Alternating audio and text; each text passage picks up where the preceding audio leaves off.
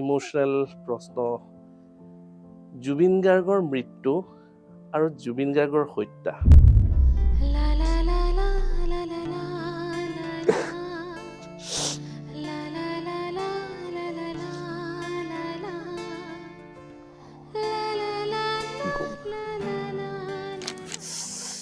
সাগৰতলিত শুবৰে মন ৰৈ ৰৈ বিনালে এইবিলাক মই মানে বিশ্বাস কৰা মই হজম কৰিব নোৱাৰো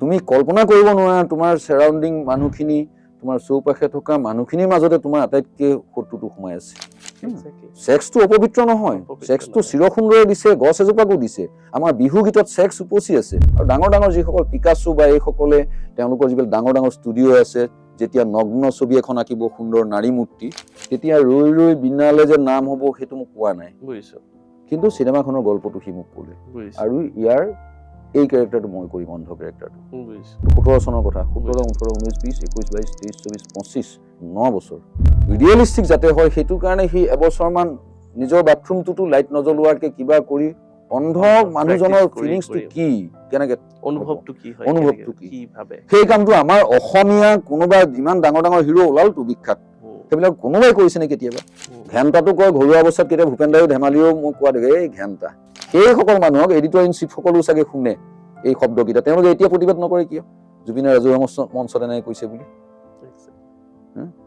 এতিয়া তোমালোকে একো নালাগে জুবিনৰ পৰা টিআৰপিটো লাগে খালি কোনো দল বল লৈ যুদ্ধ কৰা মানুহ সি ওৱান মেন আৰ্মি আছিলে ওৱান মেন আৰ্মি হৈ সি উপজিছে ওৱান মেন আৰ্মি হৈ সি ফাইট কৰিছে ওৱান মেন আৰ্মি হৈ সি মুক্ত বা স্বাধীন হয় মই মুক্ত বুলি কয় নহয় আমি বেংক বেলেঞ্চ বঢ়োৱাৰ চেষ্টা কৰিম সি বেংক বেলেঞ্চ কমোৱাৰ চেষ্টা কৰি থাকে চবকে দিয়ে দি গ'ল জুবিন দাই নিজে কৈছে অনুষ্ঠানত যে মোক মাতি এখন কিতাপ দিলে দৰকাৰ আছিলে মই মুলতানি মাটি কৰিম কি সি সেইটো নেদেখিলে যিটো আটাইতকৈ সি বেয়া পাইছিলে হামিং কৰিবলৈ যোৱাটো এতিয়া গোটেই ৱৰ্ল্ডত হামিং কিং এক নম্বৰত জুবিনৰ নামটো আহিল মোৰ বা আমাৰ প্ৰজন্মটো সৌভাগ্য যে এই শতিকাটোত বিংশ শতিকাটোতে আমি মানুহ কিন্তু এই শতিকাটোত আমি দুজন কিংবদন্তি পোৱা এইটো বহু জাতিয়ে নাপায় মই এতিয়াও যিকোনো সময়ত ই যে নাই সেই কথাটো পাহৰি যাওঁ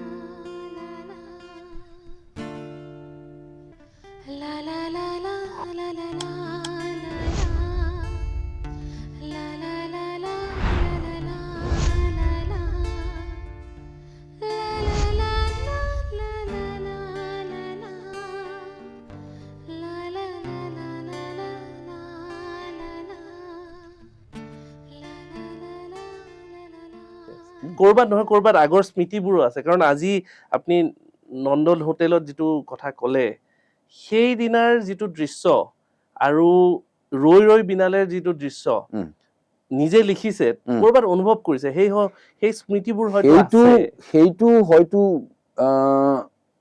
নিজৰ অৱচেতন মনত ক্ৰিয়া কৰি আছে এই যে আমাৰ ইন্টেলেকচুৱেল সকলে গালি পাৰে জুবিনক যে বিহু মঞ্চত নতুন প্ৰজন্মক শেষ কৰি পেলালে আৰু বেয়া শব্দ কয় কিন্তু সেইদিনা হোটেলত আমি যাক ইন্টেলেকচুৱেল বুলি ভাবো সাংবাদিকক আটাইতকৈ গণতন্ত্ৰৰ চতুৰ্থ স্তম্ভ বুলি কওঁ অমুক পালিকা তমুক পালিকাৰ লগতে সাংবাদিককো ধৰা হয় সেই সাংবাদিকে কৰা ব্যৱহাৰখিনি তোমালোকেতো দেখা নাছিলে তেতিয়া সেইখিনি ৰাজহুৱা নহ'লেই সেইখিনি জুবিনে হজম কৰিছে কি বুকুত কঢ়িয়াই ফুৰিছে গতিকে তাৰ যেতিয়া সি জুবিন গাৰ্গ হ'ল তাৰ হয়তো সেই ক্ষোভটো প্ৰকাশ কৰিবলৈ সি বাট বিচাৰি আছে আমাৰ কিবা যদি থাকে কিবা ফুহা এটা হলেও আমি খুচিৰ বিষটো উলিয়াই দিলেহে আমি আৰাম পাওঁ তাৰ সি তেনেকুৱা এটা পেইন হয়তো কঢ়িয়াই ফুৰিলে মই পিছৰ ফালে সদায় তাক দিনে ৰাতি লগ নাপাওঁ কিন্তু মই দেখিছো যে কিছুমান ডাঙৰ সাংবাদিকৰ অফিচত কেতিয়াবা তাক দেখোঁ আৰু তেওঁলোকে ফটো পিছদিনা দি দিয়ে যে জুবিন আহিছে আমাৰ অফিচত, এনেকুৱা ধৰণৰ। সেই মানুহটোক যিটো সময়ত যিটো ব্যৱহাৰ কৰা হ'ল, মানে দুৰ্ব্যৱহাৰ কৰা হ'ল, সেইটো তাৰ অৱচেতন মনত হয়তো খাজ খাই সোমাই গৈছে। আমাৰ কিছুমান বেয়া সপোন কেতিয়াবা মনত ৰৈ যায়, কেতিয়াবা দুৰ্ঘটনা মনত ৰয়, কেতিয়াবা ডেড বডি এটা দেখিলে আমি বহুদিনৰ পাহৰিব নোৱাৰোঁ। জুবিনে জীৱনৰ প্ৰথম অৱস্থাতে আৰু জনপ্ৰিয়তাৰ বাটেৰে গৈ থকা সময়ছোৱাত, অলৰেডি তাৰ 5টামান এলবাম ওলাই গৈছে, সেই সময়ত যিটো ব্যৱহাৰ পালে সেইটোৱে তাৰ অৱচেতন মনত হয়তো ক'ৰবাত বাঁহ বান্ধি ৰৈ গৈছে। আৰু সি কেতিয়াও সাংবাদিকক বেয়া ব্যৱহাৰ কৰা নাই। কিন্তু এই যে বিহু মঞ্চত যে সি কথাবিলাক কয়, মই সেইটো আৰু ক'ৰবাত কৈছোঁ, আজিও মই স্পষ্টকৈ কৈ দিওঁ, সেইটো এটা তাৰ প্ৰতিক্ৰিয়া। সি তথাকথিত অশ্লীল শব্দবিলাক নকয়, ঘেণ্টাটো কয় ঘৰুৱা অৱস্থাত। কেতিয়াবা ভূপেন দাইও ধেমালিও মোক কোৱা দেখে, এই ঘেণ্টা। ঘেণ্টা এতিয়া পপুলাৰ হৈ গৈছে শব্দটো, হয়তো কেতিয়াবা সেইটো যদি অভিধানতো নাই, অভিধানত হয়তো সোমাব লাগিব চাগে, সোমাইছে চাগে, খং প্ৰকাশ কৰিবৰ কাৰণে এই শব্দটো আমি ক'ব পাৰোঁ হয়তো। গতিকে সি যেতিয়া ৰাতি 12টা বজাৰ পিছত মঞ্চত উঠে, সি যেতিয়া তাত ভাষণ দিয়ে বা গান গায়, তেতিয়া মাজত যিবিলাক কথা কয় এই জাতীয়, আমি তথাকথিত ভদ্ৰ বুলি ভবা এলিট ক্লাছটোৱে যে তাক অসভ্য কিবা অশ্লীল এই বুলি ভাবি থাকোঁ, সি হয়তো এইটো কাউণ্টাৰ দি আছে সেই ইনচিডেণ্টটোৰ অৱচেতন মনত লৈ ফুৰোৱা। কিয় যে সি দেখি থাকে, সি খুব চাৰ্প ল'ৰা এটা, মেণ্টেলি চকুৰ ফালৰ পৰাও সি দেখে যে এই 12টা কেমেৰা আছে নহয়, লাইভ হৈ আছে, TRP গোটাই আছে টেলিভিশ্যনৰ মালিকবিলাকে জুবিনক লৈ পেলাই। চব পৃথিৱীত কোনোবা ডাঙৰ ঘটনা হৈ যাওক, জুবিন লাইভ কাটা নাযায়, 12টা বজাত জুবিন উঠে সেইটোও জানে। গতিকে সেইবিলাকত সেইসকলে যেতিয়া চাব জুবিনৰ অনুষ্ঠান, আমি গম নোপোৱা বহুত মানুহ আছে যি জুবিনক গালি পাৰি আছে, কিন্তু ৰাতি 12টালৈকে কিন্তু ৰৈ থাকে জুবিনে কি গায় কি কয় শুনিবৰ কাৰণে। সেইসকল মানুহক এডিটৰ ইন চিফ সকলো চাগে শুনে এই শব্দকেইটা, তেওঁলোকে এতিয়া প্ৰতিবাদ নকৰে কিয় জুবিনে ৰাজহুৱা মঞ্চত এনেকৈ কৈছে বুলি? এতিয়া তোমালোকক একো নালাগে জুবিনৰ পৰা, TRPটো লাগে খালি। চব TRP দৌৰত ভুগিলা। আৰু সি টকা কেনেকৈ ঘটিব লাগে শুদ্ধ পথেৰে, চিনেমাই টকা আনিছে। সি ভাবুকি দি পেলাই গোটেই আমাৰ যিমানবিলাক ইউথ আছে, জুবিন ফলোৱাৰ্ছ বা জুবিন অনুৰাগী, এইটো কি কয়, জুবিন ফেন ক্লাবৰ পৰা এটকা ল'লেও সি কোটি টকা উপাৰ্জন হ'ব। কিন্তু তেনেকুৱা কেতিয়াও হেৰি কৰা নাই যে তহঁতে ফাণ্ড উঠা মোক দে, মই দুখীয়া সহায় কৰিম, সেইটোতো কৰা নাই। সি পকেটত ভৰাইছে যি আছে, তাৰে আকৌ সৰু ল'ৰা নিচিনা কেইটামান ৰাখে, তাকো লাগিব নহয় কিবা এটা কিনিবলৈ। এই গোটেই পইচাখিনি গোটেইখিনি এনেকৈ দি নিদিয়ে, তাৰে অলপ কিবা এটা ৰাখি পেলাই বাকীখিনি দি দিলে। কিমান আছে সি হিচাপ কৰা নাই। এই তেনেকুৱা হাৰ্টৰ মানুহ, সি উপযুক্ত হাৰ্টথ্ৰব শব্দটোৰ কাৰণে অকল হৃদ স্পন্দনেই নহয়, সেই স্পন্দন সি তাৰ বুকুৰ পৰা গোটেই মানুহৰ মাজলৈ কঢ়িয়াই নিলে। অকল ইউথ নহয়, মই যুৱ প্ৰজন্মৰ হাৰ্টথ্ৰব কৈছিলোতো। এতিয়া শেহতীয়াকে সি আমাৰ পৰা চিৰদিনৰ কাৰণে গুচি যোৱাৰ পিছত মই এতিয়া বাৰম্বাৰ মই অনুভৱ কৰোঁ, সি অকল যুৱ প্ৰজন্মৰে হাৰ্টথ্ৰব হৈ থকা নাই, সকলো শ্ৰেণীৰ, সকলো বয়সৰ, সকলো ক্লাছ, আমি যে ক্লাছ ঠিক কৰোঁ, এওঁজন ধনী মানুহ, প্ৰফেচাৰ, এওঁ ইঞ্জিনিয়াৰ, এওঁ অমুক, এওঁ ঠিকাদাৰ, এওঁ দৈনিক হাজিৰা কৰা মানুহ, এই গোটেইখিনি মানুহৰ যিখিনি ক্লাছ আমি কওঁ, সেই সকলোৰে মাজত সোমাই গৈছে। আৰু ৰিচেণ্টলি মই এদিন মোৰ মৰিগাঁও কলেজত এটা অনুষ্ঠান আছিলে, মই আহোঁতে দেৰি হ'ল আৰু বৰষুণ দিছিলে।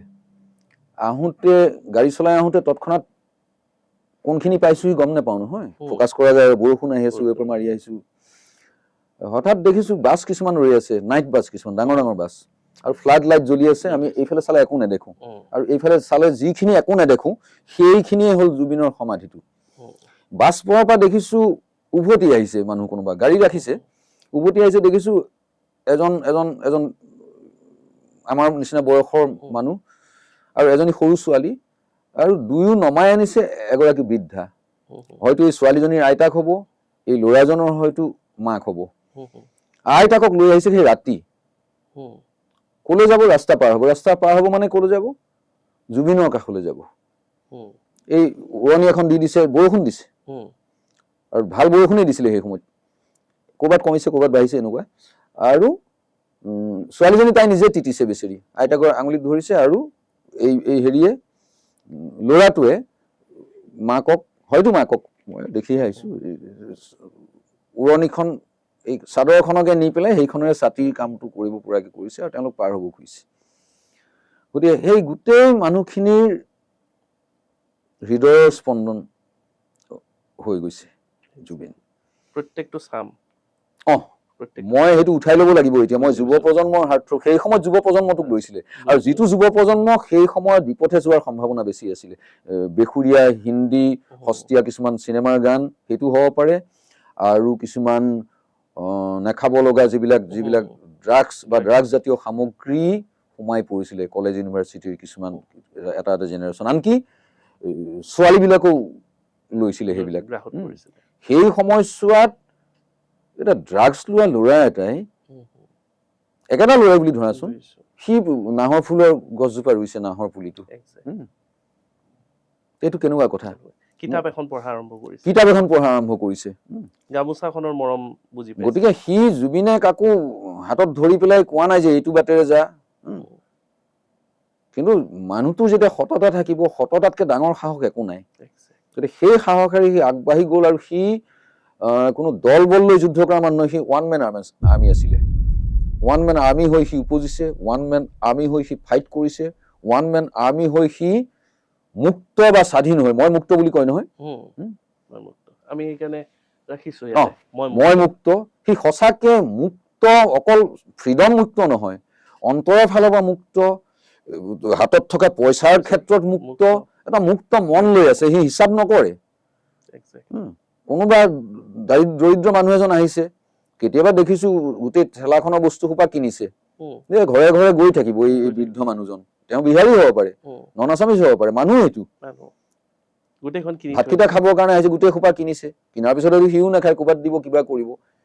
এইটো কৰিবলৈ যিখন হৃদয় লাগে, সি ক্ষীণমিন ল'ৰা এটা, তাতকে বহুত শকত মানুহ, শকত অভিনেতা দেখিছো, কিবা দেখিছো, এই হাৰ্টটো চবৰে নাথাকে। আমি বেংক বেলেঞ্চ বঢ়োৱাৰ চেষ্টা কৰিম, সি বেংক বেলেঞ্চ কমোৱাৰ চেষ্টা কৰি থাকে, চবকে দি গ'ল। এই গোটেই যিখিনি অনুৰাগী, যিখিনি তাক ট্ৰিবিউট দিছে, এই যে লক্ষ লক্ষ মানুহ, মিলিয়নছ অফ মানুহে যে তাক চাইছে বা ট্ৰিবিউট দিছে গোটেই পৃথিৱীত, এইখিনিয়ে তাক বহুতে লগ পোৱা নাই। আজি অসমৰ বাহিৰত ভূপেন দা হৈছিলে কি, ভূপেন দাই অসমীয়া গানটো গায়, তাৰপিছত বেংগলী ছ'চাইটিৰ কাৰণে বেংগলী ভাৰ্চন এটা হয় একেটা গানৰে, বা ক'ৰবাত লিৰিক্স অলপ সলনি হয়, আৰু কিছু দুই এটা গান তেওঁ ইংৰাজীত গাইছে, সেইখিনিয়েই। কিন্তু জুবিনৰ গান এতিয়া বিদেশৰ মানুহে গাইছে, মায়াবিনী মানে কি, সিহঁতে হয়তো চাব লাগিব খুচৰি, মায়াবিনী শব্দটোৰ অৰ্থ কি। সিহঁতে কিন্তু মোৰ ভাষাটো যে গাইছে, এইবিলাক মিছন জুবিনক লৈ পেলাই অসম সাহিত্য সভা নামৰ প্ৰতিষ্ঠানবিলাকে কৰিব লাগিছিলে, তেওঁলোকে নাই কৰা। তেওঁলোকে মূলতানি মাটি চাটি দি পেলাই জুবিনক পঠাই দিছে, এইটো দেখো, এতিয়া ভিডিঅ' আছে ইয়াতে। সাহিত্য সভাই জুবিনক লৈ এটা মিছন যদি কৰিলেহেঁতেন সেই সময়ত, পজিটিভ কাৰবাৰ এটা, জুবিনে নকৰিব। আৰু জুবিন দাই নিজেই কৈছে অনুষ্ঠানত যে মোক মাতি এখন কিতাপ দিলে দৰকাৰ আছিলে, মই মূলতানি মাটি কৰিম কি কৰিম। গতিকে সেই যে ক'ৰবাত বিদেশৰ ক'ৰবাৰ প্ৰত্যন্ত ঠাই এটাত গীটাৰ এখন লৈ পেলাই জুবিনৰ গান এটা গাইছে, কোনোবা ইউটিউবাৰে জুবিনৰ গান এটা ব্যাখ্যা কৰিছে, যোনটো স্কুললৈকে গুচি যায়। এতিয়া চোৱা, সি তাৰ অন্তৰত সোমাই আছে কি, মই গান গাম, মোক বলিউডে মোক সুযোগ উলিয়াব পাৰিলে বলিউডতকো মই হেৰি কৰিম, কব্জা কৰিব পাৰিম, প্ৰভাৱ বিস্তাৰ কৰিব পাৰিম, সেইটো তাৰ কনফিডেণ্ট। এতিয়া ঘটনাটো হ'ল কি, বলিউডে তাক প্ৰথম অৱস্থাত মাতি নিওঁতে হিমেশ ৰেশমিয়াসকলে কি দিছে, হামিং বিলাক গোৱাই আছে তাক। জুবিন গান গাব গৈছেতো, হামিং গোৱালি এটা দুটা ঠিক আছে, মোক বাৰে বাৰে এইবিলাকে গোৱাব, গান আছে যদি দে, নহ'লে মই যাওঁগে। গতিকে তাৰ কথাটো হৈছে, মোৰ মাতটো ব্যৱহাৰ কৰিব লাগে গানত। কিন্তু আন দিশেৰে চোৱা, সি সেইটো নেদেখিলে, যিটো আটাইতকৈ সি বেয়া পাইছিলে হামিং কৰিবলৈ যোৱাটো, এতিয়া গোটেই ৱৰ্ল্ডত হামিং কিং 1 নম্বৰত জুবিনৰ নামটো আহিল। সি যদি ক'ৰবাত আত্মা আছে, মই ইমান বিশ্বাসো নকৰোঁ, যদি আছে নিশ্চয় সি ভাবিব যে এই হিমেশ ৰেশমিয়াহঁতে তাক বলপূৰ্বক, সি নিবিচৰা কাম এটাত ব্যৱহাৰ কৰি তাক হামিং কিং কৰি দিলে। আৰু সেই ৰেঞ্জত গোৱা মানুহ আমি পোৱাই নাই, অসমীয়াটো নায়েই, আৰু বাহিৰতো নাই, খুব বিৰল ক'ৰবাত হয়তো ওলাব। আৰু সেই বাৰে বাৰে যে হামিঙৰ কাৰণেই বিচাৰি থাকে, কাৰণ সেই হামিংটো পোৱাৰ পিছত গানটোৱে প্ৰাণ পাই উঠে, আৰু সেই ৰেঞ্জটোত বলিউডত কোনো নাই তাৰমানে। গতিকে মই খুব দুখিত চালা, ইমান কাষৰ পৰা থকাৰ পিছতো আজি মই তাৰ ভিতৰত যদি কিবা চলি আছিলে, সেইখিনি তুমি মোক সুধিছা ক্ল'জ মানুহ এজন, মই ক'ব পৰা নাই, সেইটোত মই হয়তো ক'ৰবাত দৰিদ্ৰ হৈ ৰৈ গ'লো, মোৰ সেইকণ ভাগ্য হয়তো আমাৰ ক'ত ভুল হোৱা বুলি ভাবে, আমি যে হেৰুৱালো, নিশ্চয় আমাৰনো ক'ৰবাত নহয় ক'ৰবাত ভুল আছে, সমাজখনৰ হওক, আমি যিখিনি কাষত থকা জনা মানুহ, আমি ইমানটা শ্ব' কৰিলোঁ, আমি ময়ো নিজে অনুভৱ কৰোঁ যে 150-200 শ্ব' একেলগে জুবিনদাৰ লগত কৰিলোঁ, কিন্তু সেই এটা স্পেচ, এটা গেপ এটা মেইনটেইন কৰোঁ। আপুনিও মই অনুভৱ কৰোঁ যে ইমান কাষৰ পৰা পাইছে আপুনি জুবিনদাৰ প্ৰথম ইনচিডেণ্ট, যিবোৰ ইনচিডেণ্ট ক'লে হয়তো কোনোৱে আজিলৈকে গম পোৱা নাই, তো সেনেকুৱা তথাপিও আমিও দেখিছোঁ যে আপুনি গেপ এটা মেইনটেইন কৰে, আমি সদায় স্পেচ এটা মেইনটেইন কৰোঁ, কাৰণ যিবোৰ এই লগত কেঁকুৰা নিচিনা লাগি থকা যিটো প্ৰজাতি আছে তেওঁলোকৰ কাৰণে আমি হয়তো গেপটো কেতিয়াবা ইচ্ছাকৃতভাৱে মেইনটেইন কৰোঁ, কেতিয়াবা বাধ্যত পৰি মেইনটেইন কৰিবলগীয়া হৈ পৰে। তো ক'ৰবাত নহয় ক'ৰবাততো আমাৰো ভুল হৈ গৈছে, বা যিসকল আছিলোঁ আমাৰ কি ভুল হোৱা যেন আপোনাৰ অনুভৱ? নাই, সেইটো মই এতিয়া তুলনা কৰিবলৈ মোৰ লগত অকল দ্বিতীয় চৰিত্ৰটো হ'ল ভূপেন হাজৰিকা। মই ভূপেন দাও দেখিছোঁ কিছুমান সময়ত জুবিনৰ সৈতে একেই ঘটনা, এটা আবেষ্টনী তৈয়াৰ কৰা হয়, তাত সঁচাকে ভাল পোৱা বুলি ভবা মানুহবিলাকক দূৰত ৰাখি দিয়ে। সেইটো সেই মানুহজনো গম নাপায়, ক্ৰিয়েট কৰা হয়, গোটেই ক্ৰিয়েট কৰা হয়, আৰু হয়তো এই মানুহবিলাকক অন্তত জুবিন বা ভূপেন দাক গৈ অন্য এটা ইনফৰমেশ্যন দি দিয়া হয়। যদি সোধেও পিছত বিদ্যুৎ আহিছিলে নহয়, ক'লৈ গ'ল, জুবিনেও হয়তো সুধিব বা বিদ্যুৎক দেখা যেন পাইছিলোঁ, ক'লৈ গ'ল, তেতিয়া হয়তো ইহঁতে কয় তোমালৈ ৰৈ থাকিবনে আৰু বেছি লেভেল দেখুৱালে চাই গুচি গ'ল। এনেকুৱা কায়দাত হয়তো ভুলকে কিছুমান কথা হয়তো কৈ দিয়া হয়, আৰু সেই মানুহবোৰে হয়তো ভাবিলৈ হয় ব্যস্ত আছিল চাই গুচি গ'ল, কিন্তু মই গুচি গ'লো বেলেগ কাৰণত, হয়তো সেই মাহলটোক ভাঙি সোমোৱা, প্ৰাচীৰ ভাঙি সোমোৱা, আৰু সেই প্ৰাচীৰত ৰাখিলে মানুহটোক ব্যৱহাৰ কৰিব পাৰি। আৰু সেই প্ৰাচীৰটোত যদি কোনোবা বন্দী হৈ যায়,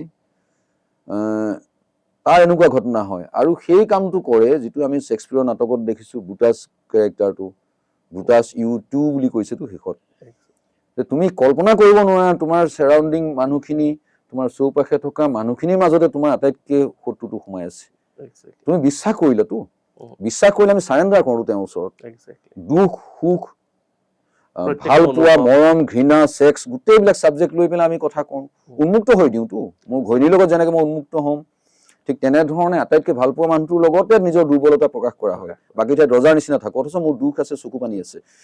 গতিকে তেনেকুৱা ঠাইত যেতিয়া মানুহজন থাকে, তেওঁৰ সবলতাৰ লগতে দুৰ্বলতাবিলাক সেই মানুহখিনি কোনোবাই গম পাই যায় যে এই দুৰ্বলতাটো মানুহটোৰ আছে, এই দুৰ্বলতাটো খোজ মাৰিলে মানুহটো খং উঠিব, এই দুৰ্বলতাটো খোজ মাৰিলে মানুহটোৱে কান্দিব, এই দুৰ্বলতাটো খোজ মাৰিলে মানুহটোৱে নচুৱাব পাৰিম বা ব্যৱহাৰ কৰিব পাৰিম। আৰু সেই সময়ত যদি তুমি সেই বন্ধনীৰ মাজত সোমাই পেলাই জুবিনক কোৱাগে, তোমাৰ কবলৈ কোন পৰ্যায়ৰ সাহস হ'ব লাগে, মইতো সদায় নাই পোৱাটো, মই অনুমানহে কৰিছো, নহয় বা সেই নহয়, সি মোৰ লগত আগৰ বহু এৰিয়াৰ পৰা আছে নহয়, সি অমুকো কৰিছে তমুক কৰিছে, নাই তই ভুল ভাবিছো, তেনেকে ক'লে মোৰ বেয়া লাগিব নহয়। মই মিছাকে এজন ল'ৰাৰ বিষয়ে কিয় অভিযোগ দিম বা কিয় হেৰি কৰিম, সেই পৰ্যায়লৈ জুবিনক লৈ যোৱা হ'ল বুলি মই ভাবো, মই বিশ্বাস কৰোঁ।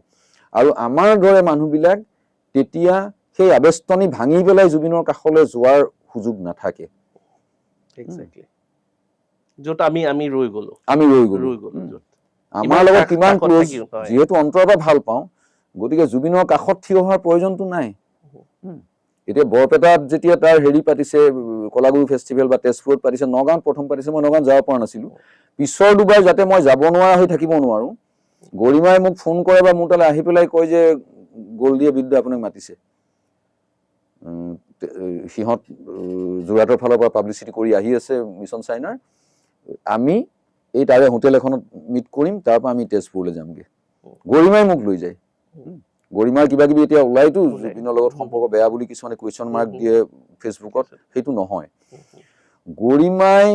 গৰিমা হৈ থাকি আমি নজনাকে জুবিনৰ পিছফালে থিয় হৈ থকা এগৰাকী শক্তিশালী নাৰী, তাইৰো চকু পানী আছে, তাইৰো আৱেগ অনুভূতি আছে, কিন্তু এই কিছুমান পত্নী থাকে নহয়, এনেকুৱা এগৰাকী স্ৰষ্টা, তেওঁৰ আৱেগ থাকিব, অনুভূতি থাকিব, দুখ থাকিব, খং থাকিব, প্ৰতিবাদ থাকিব, এবছলিউটলি ছেক্সো থাকিব এজন মানুহৰ। ছেক্স যদি নাথাকে জীৱনটোৱে বৃথা। ছেক্সটো অপবিত্ৰ নহয়, ছেক্সটো চিৰসুন্দৰে দিছে, গছ এজোপাকো দিছে, আমাৰ বিহু গীতত ছেক্স উপচি আছে। ওপৰৰ পৰা যেতিয়া বৰষুণ পৰে সেইটো পুৰুষৰ বীৰ্য বুলি কল্পনা কৰা হয়, আৰু ধৰিত্ৰী হ'ল, ধৰিত্ৰী বুলি কওঁতো নাৰী, তাত পুৰুষৰ বীৰ্য পৰাৰ পিছত মোৰ ধানকেইটা গজিব অহা বছৰৰ কাৰণে। এনেকুৱা কিছুমান লোকসংগীত আছে, বাংলাদেশতো আছে, বাহিৰৰ দেশতো আছে লোকসংগীত হিচাপে। আল্লাহ মেঘ দে পানী দে ছায়া দে ৰে তুই আল্লাহ মেঘ দে, এইবোৰ কৃষকে যেতিয়া বৰষুণ নাহে এইবোৰ গায়।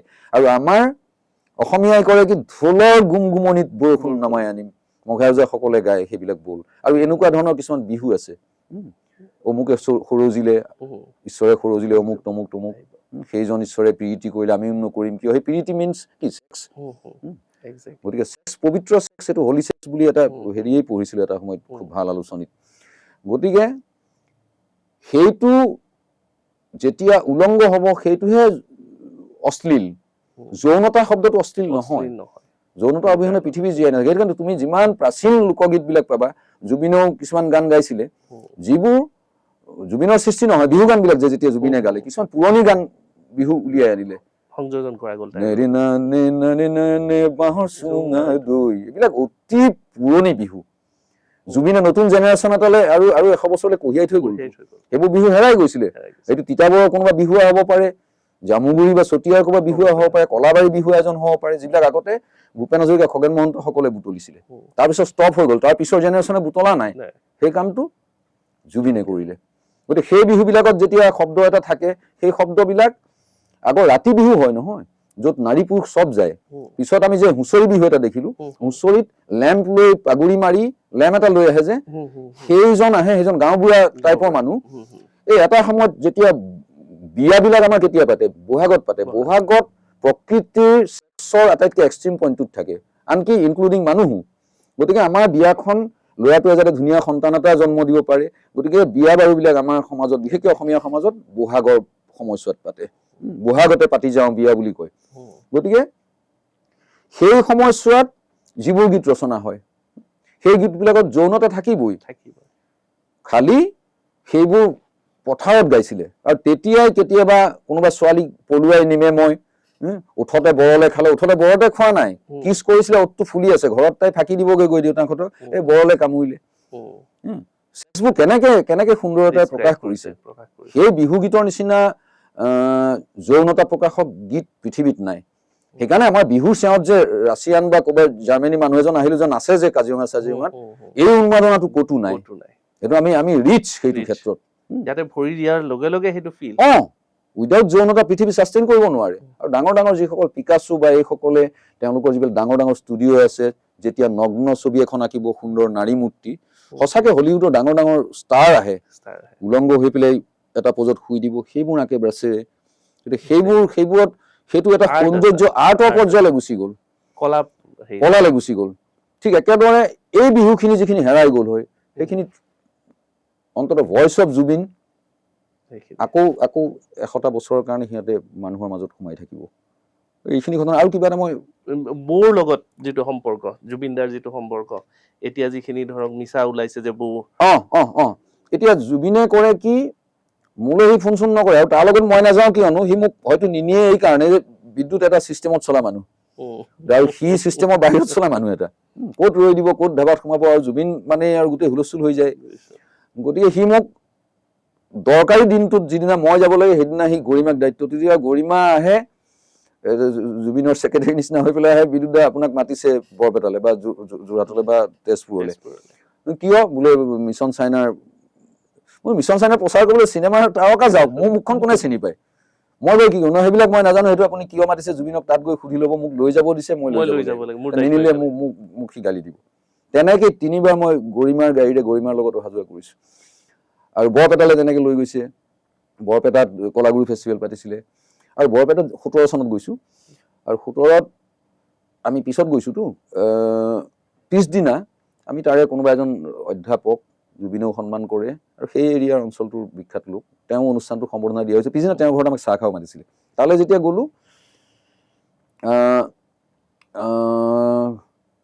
কি চাম মিশ্ৰ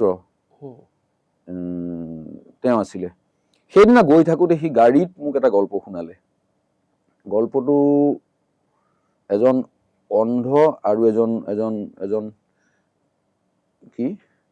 এজনে চকুৰে নেদেখে, আৰু এজন নুশুনে নে পংগু, এনেকুৱা দুটা চৰিত্ৰ।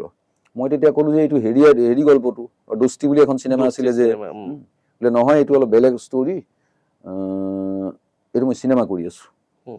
তেতিয়া ৰৈ ৰৈ বিনালে যে নাম হ'ব সেইটো মোক কোৱা নাই, বুজিছো, কিন্তু চিনেমাখনৰ গল্পটো সি মোক ক'লে, বুজিছো, আৰু ইয়াৰ এই কেৰেক্টাৰটো মই কৰিম, অন্ধ কেৰেক্টাৰটো। বুজিছো, এইটো কোনে কৰিব? হুম, সেইটো মই নীল আকাশ ভাবিছো, এতিয়াতো হুম, ক'তো লিখিব নালাগে। হুম, এইটো 17 চনৰ কথা, 17, বুজিছো, 18, 19, 20, 21, 22, 23, 24, 25, 9 বছৰ।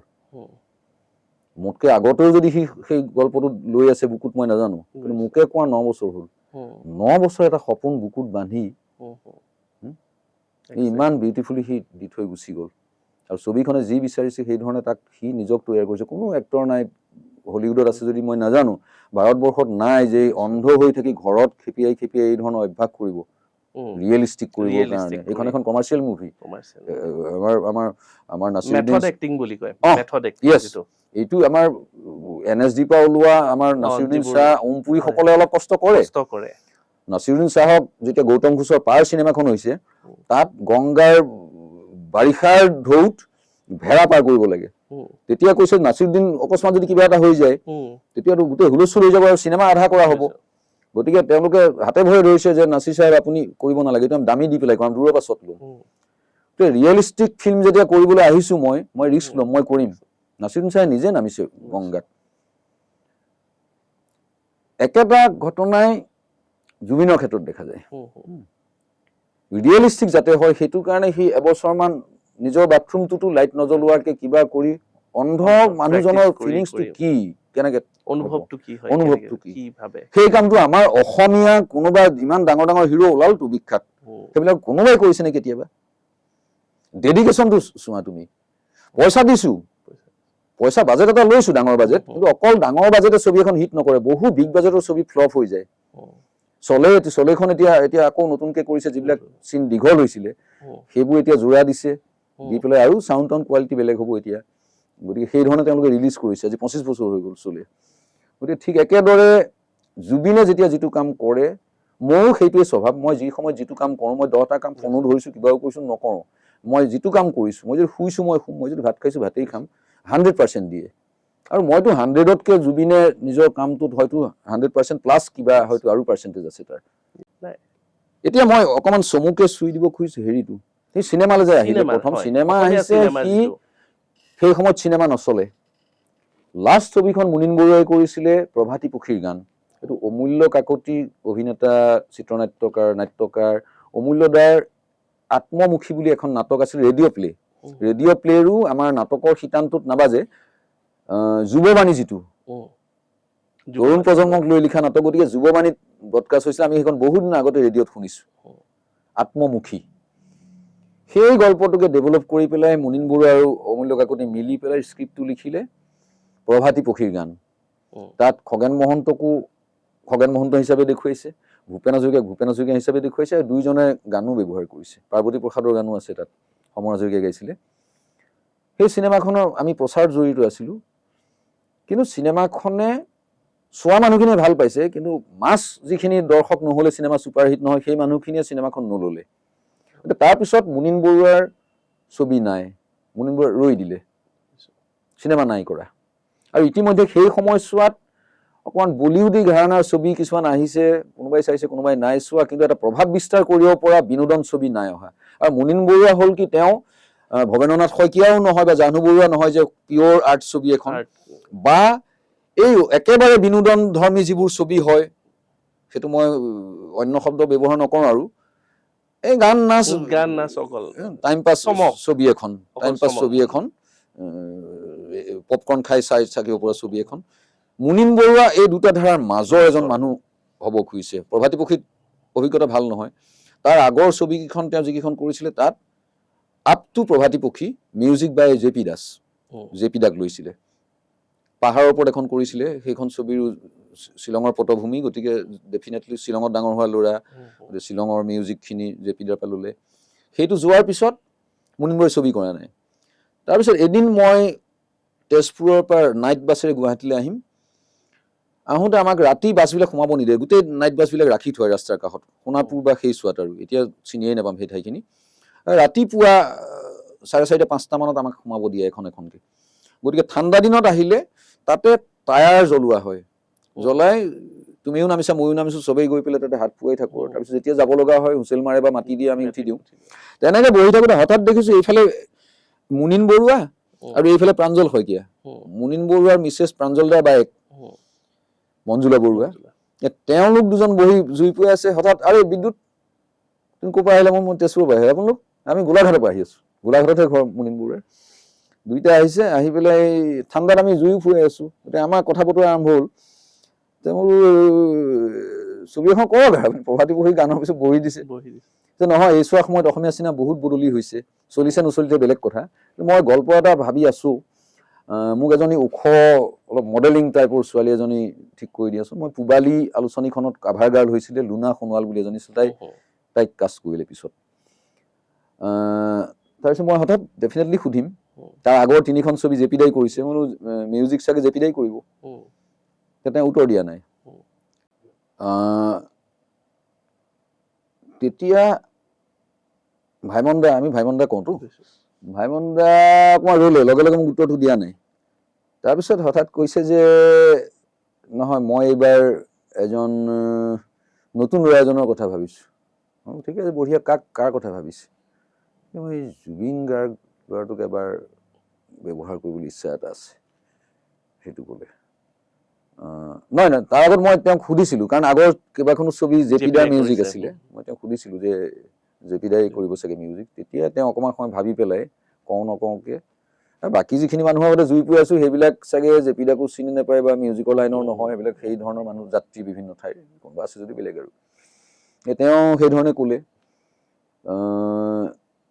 তাৰপিছত ডেফিনেটলি হিয়া দিয়া নিয়াৰ যিটো এণ্ট্ৰি চিনেমাৰ মিউজিকৰ ডাইৰেক্টৰ হিচাপে জুবিন গাৰ্গৰ নতুন ফ্লেভাৰ এটা আহিল অকল মুনিন বৰুৱাৰ ছবিয়েই নহয় গোটেই অসমীয়া চিনেমাৰ মিউজিকৰ পেটাৰ্ণটোৱেই বদলি হৈ গ'ল আৰু আটাইতকৈ ডাঙৰ কথা হয় কি আমাৰ বহু মিউজিচিয়ানৰ নন ফিল্ম মিউজিকৰ কাৰণে বহুত জ্ঞান আছে কিন্তু চিনেমাৰ মিউজিকটো ফিল্মি হ'ব লাগিব নহয় ফিল্মি মিউজিকৰ বেকগ্ৰাউণ্ড ফিল্মি এতিয়া বাহিৰত যেতিয়া মেনুৱেলি বজায় মিনিমাম 50-60খন ভায়লিন বাজে লতাজীয়ে গান গাই থাকিলে লাইভ ৰেকৰ্ডিং হওঁতে এতিয়া বাৰু সেইবোৰ আমি কম্পিউটাৰাইজ কৰি পেলাই বজাব পাৰোঁ কিন্তু চিনেমাৰ মিউজিক আৰু নন ফিল্ম মিউজিকৰ পাৰ্থক্যতা আছে আমি গান শুনিলে গম পাওঁ এইটো গীতিমালিকাৰ গান এইটো কল্পতৰুৰ গান ৰেডিঅ'ত পাৰ্থক্য এটা থাকে আৰু চিনেমা মিউজিক বিশেষ গানকেইটাৰ মিউজিক নন ফিল্ম গানতকৈ ৰিচ হয় তাত খৰচ বেছি হ'ব লাগিব আৰু চিনেমাত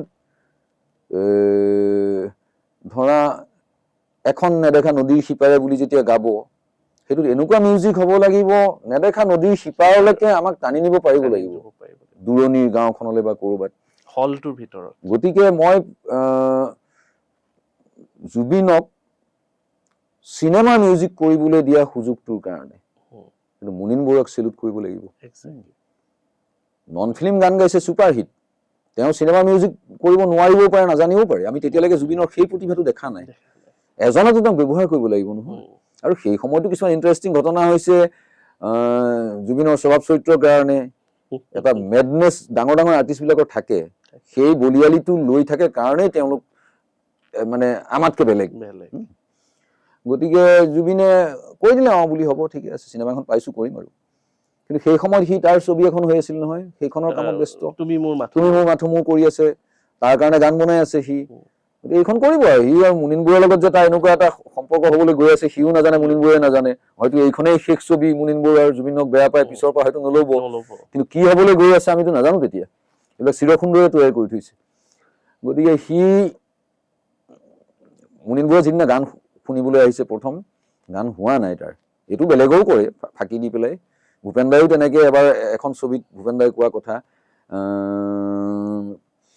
পুৱতি নিশাৰ সপোন বুলি এখন চিনেমা সেইখনৰ কাৰণে শ্বুটিং আগতে কৰিলে আমাৰ জামুগুৰিৰ ফালৰ পৰা ব্ৰহ্মপুত্ৰ পাৰৰ কহুৱাৰ ফটো গাড়ীৰ পৰাই লৈ আহিছে তেতিয়া বাজেট কমটো লৈ আহি পেলাই ভূপেন দাক দি দিছে এইখিনিকে এইখিনিয়ে আছে আমাৰ হাতত এতিয়া এই শ্বটকেইটা চাই গানটো তুমি লিখা ভূপেন দাই একো পাত্তা পোৱা নাই তাৰপিছত ভূপেন দাই লিখিছে যে কহুৱা বন মোৰ শান্ত মন আল ফুল হাতেৰে লোৱা সাবুতি তাৰপিছত দৰ্শনলৈ গুচি গৈছে গানটো কিন্তু সেই কহুৱাখিনি দেখিতো কহুৱাই লিখিব লাগিব তাততো আৰু বেলেগ লিখিব নোৱাৰে গতিকে জুবিনৰ ক্ষেত্ৰত হৈছে কি যিহেতু ৰোমান্টিক ছবি এখন হ'ব আৰু নতুন এৰা এটা জন্ম হ'বলৈ গৈ আছে, গতিকে চিৰসুন্দৰে মিলাই দিছে মুনীন বৰুৱা জুবিন গাৰ্গক। আৰু মুনীন বৰুৱাই নিজক সলনি কৰিব খুজিছে।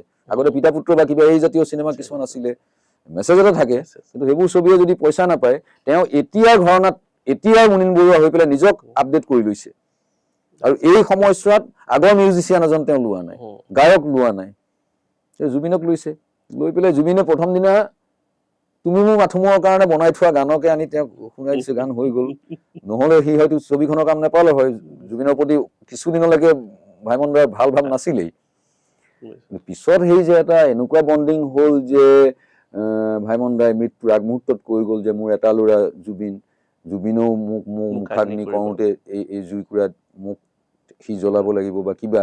এইটো কেনেকুৱা সম্পৰ্ক, গল্প লাগে এতিয়াও ভাবিব নোৱাৰো। আৰু চিনেমাৰ সেই এণ্ট্ৰি, আৰু চিনেমাত সি মিউজিকত আহি পেলাই যিহেতু চিনেমাত সোমালে, তাৰপিছতো ছবি ফ্লপ হৈছে। আৰু জুবিনে এইটো বস্তু বুজিছিলে যে চিনেমা এই ইকনমি ক্লাছৰ মানুহৰ ভিখাৰীৰ ব্যৱসায় নহয়, এইটো টকা থকা মানুহে কৰিব লাগিব। চিনেমাই আমাক 2.5 ঘণ্টা সময়, আমি দুখীয়া মানুহ, মই ৰিক্সা চলাই আছো দিনটো, আবেলি বিনোদনৰ কাৰণে সন্ধিয়া 5 বজাত হলত লাইন পাতিছো, মোক বিনোদন লাগে, মই চাপ ল'বলৈ যোৱা নাই, দিনটো চাপতে আছো, মই ৰিক্সা চলাই ঠেলা চলাই মাংস কাটি বা মাছ বেচি পেলাই, হয়নে? মোক বিনোদন ছবি এখন লাগে, মোক এণ্টাৰটেইনমেণ্ট লাগে 2.5 ঘণ্টাৰ। গতিকে সেই ছবিখনৰ মিউজিক সেই ষ্টাইলৰ কৰিব লাগিব দৰ্শকৰ কাৰণে। গতিকে এই যিটো বন্ধন হ'ল, জুবিনে ফিল্ম মিউজিকলৈও পৰিৱৰ্তন আনি দিলে, একঘেয়ামী হৈ গৈছিলে অসমীয়া চিনেমাৰ গান। আৰু বিগ বাজেটটো সি কাকো উপদেশ দিয়া নাই যে চিনেমা ডাঙৰকে কৰক বা ইমান টকা যদি নাই চিনেমা নকৰিব। টকা খৰচ কৰিলো যেনিবা জুবিনে কোৱা মতে, তাৰপিছত যদি মোৰ ছবি আৰু নচলে মোৰ পইচাখিনি জুবিনে দিব নেকি, এনেকুৱা ধৰণৰ প্ৰশ্ন এটা এৰাইজ হ'ব পাৰে। জুবিনে উদাহৰণ হিচাপে কি কৰিলে, সি নিজৰ পইচাৰে ছবি আৰম্ভ কৰি দিলে যে ফ্লপ হ'লেও মোৰ হ'ব, আৰু হিট হ'লে তহঁতে বুজি পাবি যে চিনেমা এই সীমিত পৰিসৰত চিনেমা নকৰিবি, এনেকে কৰ। আৰু সেইটো সি প্ৰথম ছবিখনত সি প্ৰমাণ কৰি দিলে মিছন চাইনা। মিছন চাইনাৰ সময়ত গোটেই অসম ঘূৰিছে। তাৰ আগতে কি কাৰণে নাজানো, কোনো কলেজ, ইনষ্টিটিউট, বিশ্ববিদ্যালয় এইবিলাকৰ কেম্পাছত প্ৰমোচনেল মানে তোমাক সোমাবই নিদিয়ে, চিনেমা প্ৰচাৰ নহ'ব ইয়াত। সেই ৱাল ভাঙি পেলাই জুবিনে প্ৰথমবাৰৰ কাৰণে সেই ধৰণে চিনেমা মানুহৰ দৰ্শকৰ মাজলৈ লৈ গ'ল। যিখিনি ইউথ আছিলে কলেজ, ইউনিভাৰ্চিটি, সিহঁতে সুন্দৰভাৱে ৱেলকাম কৰিছে। তেনেকুৱা ঠাইত গৈছো মই, গোটেই ল'ৰা ছোৱালীয়ে এপ্ৰিচিয়েট কৰিছে, চিনেমা চাবলৈ আহিছে, পুৰা ভিৰ হৈ যায়, পুৰা ভিৰ হৈ গৈছে। মই কেইবা ঠাইতো ঘূৰিছো। তাৰপিছতে সি সকলো দিশতে, চিনেমাৰ আটাইকেইটা দিশত, প্ৰচাৰত সি কিছুমান টি চাৰ্ট উলিয়াইছে তেতিয়া। তাৰ আগতে কোনো তেনেকুৱা টি চাৰ্ট উলিওৱা দেখা নাপাওঁ। মিছন চাইনাত সি যিহেতু হিৰো আছিল, তাৰ ফটোই আছে, বগা টি চাৰ্ট কিছুমান মিছন চাইনা লিখা আছে, সেইটো তেনেকুৱা এটা এতিয়াও মোৰ হাতত আছে, মই থৈ দিছো। আৰু তাৰ পিছৰ ছবিবিলাকতো কৰিছে। আৰু যেতিয়া কলাগুৰু ফেষ্টিভেল হয় তেতিয়াও টি চাৰ্ট এটা উলিয়াই, আৰু অন্য ধৰণৰ কিছুমান তাৰ নিজৰ ডিজাইন আছিলে, সেইখিনি সি কৰিছিলে। বা তাৰ গাড়ীখন, সেইখন মিছন চাইনাৰ ব্ৰেণ্ডিং কৰি পুৰা সুন্দৰভাৱে দূৰৰ পৰাই যাতে দেখে। আৰু তাৰ পিছৰ যিবোৰ চিনেমা আছে, সেই গোটেই এক্টিভিটিটো কপি কৰি পিনে সেইটো ফলো কৰিয়ে তেওঁলোকে ট্ৰেন্ড এটা সেট কৰা হৈছে। সি মানে এইটো যে ডাল দৰিদ্ৰ ব্যৱসায় নহয়, চিনেমা সদাগৰে কৰিব লাগিব, আৰু সদাগৰৰ দৰে পইচা দিব লাগিব প্ৰডাক্টটোত, ইনভেষ্ট কৰিব লাগিব। প্ৰডাক্টটোত যেতিয়া তুমি ইনভেষ্ট কৰিবা তেতিয়াহে গ্ৰাহকে ল'ব। এইটো এটা চিনেমা কনজিউমাৰ প্ৰডাক্ট। এইটো মই মিঠাতেল যেনেকে বেটাৰ কোৱালিটি মিঠাতেল এটা অকণমান কিনিবলৈ যাম বজাৰত, মই মোৰ মানসিকতাৰে মই বেটাৰ ছবি এখন চাম, এইখন চোৱাতকে হিন্দী অমুকখন চাম মই, বা হলিউডৰ অমুকখন যাম।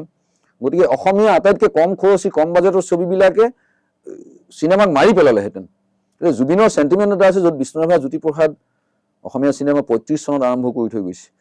আৰু সেই সময়ত আমি যেতিয়া মিছন চাইনা পাব্লিচিটি কৰিছোঁ, সি পিছদিনা ৰাতিপুৱাই উঠি পেলাই কৈছে ব'ল হেৰিয়াত যাওঁ, জ্যোতি ভাৰতীত পুৰণি যেতিয়া অসমীয়া চিনেমাৰ ফটো চটো দেখিছোঁ, সি কৈছে এইটো নতুনকৈ সজাব লাগিব, এইটো গাড়ীত চৰকাৰে এনেকৈ পেলাই থ'লে নহ'ব। কিন্তু কিমান মূল্যৱান বস্তু। আৰু মোৰ তেতিয়া লগে লগে মনত পৰিছে, ভূপেন দাই কৈছিলে যে জ্যোতিপ্ৰসাদে 35 চনতে অসমীয়া চিনেমা কৰিছিলে, তুমি পৃথিৱীত ক'লে কোনো সুভাষ ঘাই, কোনো শ্যাম বেনেগলে বিশ্বাস নকৰে। প্ৰমাণ কি দিবা? এইবিলাক উমলি গ'ল। উমলি যোৱা অংশটোকে হ'লেও তুমি প্ৰমাণ হিচাপে লেবৰেটৰীত প্ৰমাণ কৰিব লাগিব যে এইটো হয়, এইটো 30ৰ দশকৰ চেলুলইড হয়। নহ'লে তুমি চিঞৰি জ্যোতিপ্ৰসাদে আৰু 35তে ছবি কৰিছিলে গাই লাভ নাই, তুমি প্ৰুফ দিব লাগিব পৃথিৱীক। এই ভূপেন দাই উদাহৰণ দিছিলে যে ডিগবৈত যে এতিয়ালৈকে তেলকণ ওলাই আছে, ৰিগিং যে প্ৰথম হৈছিলে ইণ্ডিয়াৰ ভিতৰত প্ৰথম নে এছিয়াৰ ভিতৰত প্ৰথম, এছিয়াৰ প্ৰথম। গতিকে সেইটো যদি আমি নষ্ট হৈ যায় যদি নাথাকে, কোনোবা এটা ক্লেইম কৰিছিলে, কিন্তু ডিগবৈত আজিও সেইটো সজীৱ হৈ আছে। ডিগবৈ 1 নম্বৰত আছে এতিয়া। ঠিক তেনেধৰণে তুমি পৃথিৱীক প্ৰমাণ দিব লাগিব চিনেমা যে 35 চনত হৈছিলে। গতিকে এনেকুৱা ধৰণৰ কিছুমান কথা। আৰু মোৰ বা আমাৰ প্ৰজন্মটো সৌভাগ্য যে এই শতিকাটোত, বিংশ শতিকাটোতে আমি মানুহ, কিন্তু এই শতিকাটোত আমি দুজন কিংবদন্তি পোৱা এইটো বহু জাতিয়ে নাপায়।